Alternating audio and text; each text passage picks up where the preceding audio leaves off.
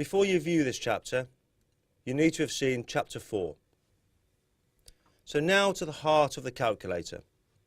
This generic example is based on a service person with accrued rights to an AFPS 05 pension, but of course the calculator will also cover AFPS 75 accrued rights. You will first see a summary of the information you input into the calculator, and these boxes can be collapsed once you are content, so you can concentrate on the graph. The red line shows your chosen career path, and as you can see, if you hover over some parts of the graph, additional information will be displayed.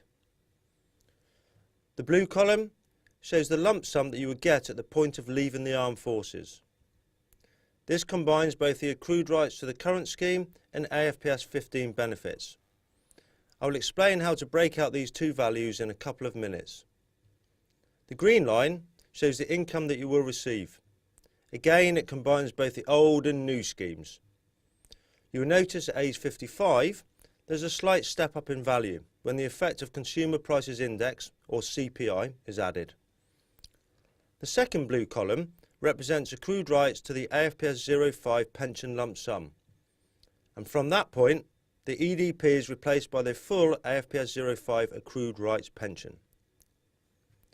The purple line shows the AFPS 15 pension replacing the EDP at your state pension age.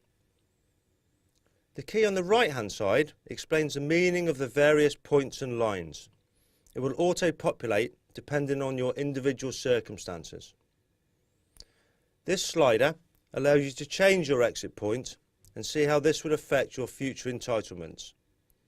You will notice that the graph and the figures below automatically adjust.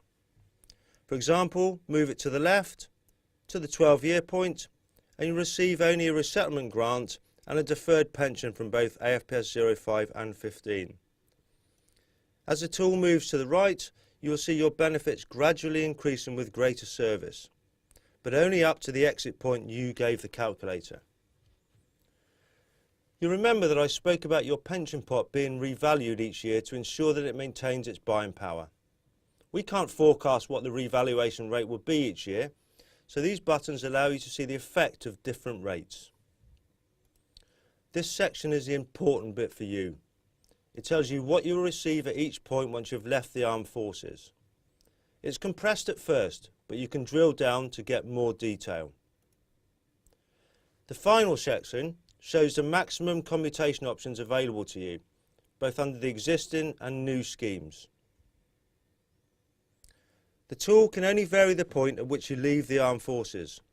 If you want to see the effect of faster or slower promotion, you'll need to go one screen back and enter different dates in the appropriate box. Finally, if you have further questions, you can always use the help station notes on the right hand edge of each page. So you now have an interactive tool that will tell you what you'll get when you leave the armed forces and allow you to see the effects of varying your career path and your length of service.